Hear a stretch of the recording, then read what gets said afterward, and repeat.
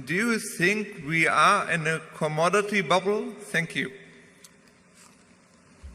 Well, certainly not in agricultural commodities. They haven't done anything. If you're talking about wheat or corn or soybeans or something, but if you get into the metals, oil, there's been a terrific move. The most extreme probably has been copper, and I would say that oil. If you go back a few years to when it was at $10 a barrel, it's been more extreme than copper. But you are undoubtedly. It's like most trends. At the beginning, it's driven by fundamentals, and at some point, speculation takes over. The very fact that the fundamentals cause something that people looked at for years without getting excited about. Fundamentals change the picture in some way. Copper does get a little short, or people get a little worried about currency and maybe gold goes up or whatever it may be. But it's that old story of what the wise man does in the beginning, the fool does in the end. And with any asset class that has a big move that's based initially on fundamentals is going to attract speculative participation at some point, and that speculative participation can become dominant as time goes by, and famous case always being tulip bulbs. I mean, tulips may have been more attractive than dandelions or something, so people paid a little more money for them.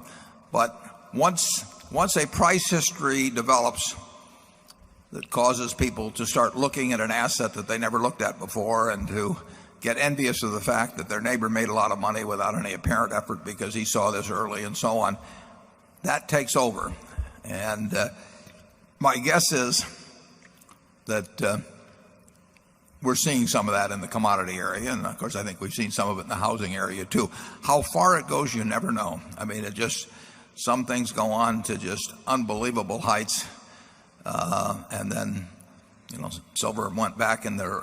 That was manipulation to some extent, but it got up to $50 an ounce very briefly back in the early 80s. But the eyes of the world that never looked at silver when it was $1.60 or something, or $1.30 back in the 60s, everybody in the world was looking at it, and some were shorting and some were buying, but it becomes a speculative football. And my guess is that an awful lot of the activity in something like copper now is speculative on both sides of the market. If it goes to $5 a pound, who knows? But you are looking at a market that is responding more to speculative forces now than to fundamental forces, in my view. Charlie? Well, I think we've demonstrated how little we know about commodity prices by our very skillful operations in silver. I think you can change that from our to it's mine. Actually, I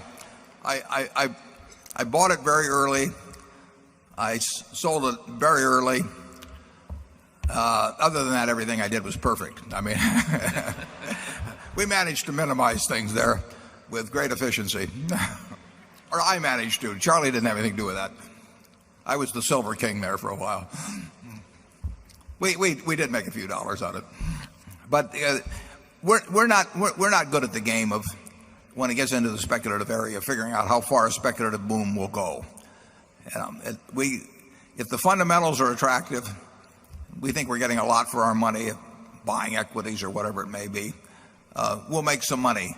We may not make as much money, remotely as much money as somebody who is plays out the last 30 days or 30 weeks of a real wild orgy. I mean, these things, they tend to be the wildest toward the end. But that gets back to the question, of Cinderella of the ball. I mean, you're there, you're having a wonderful time, the punch bowl is flowing, and the dance partners are getting prettier all the time, and at midnight it's going to turn to pumpkins and mice. And you look around the room and you think, just one more dance, one more good-looking guy, one more glass of champagne, and you think you're going to get out of there at midnight. And of course everybody else thinks they're going to get out of there at midnight too. And in the end, it does turn to pumpkins and mice. And in this game, as I've said, Adam Smith said it many years ago. A fellow named Jerry Goodman wrote under the pseudonym of Adam Smith. Says the problem with that particular dance for Cinderella is that there are no clocks on the wall, and in the markets, if you're talking copper now, if you're talking internet stocks in 1999, if you're talking uranium stocks in the 1950s, there are no clocks on the wall, and the party does get to be more fun, minute after minute, hour after hour, and then it does turn to pumpkins and mice.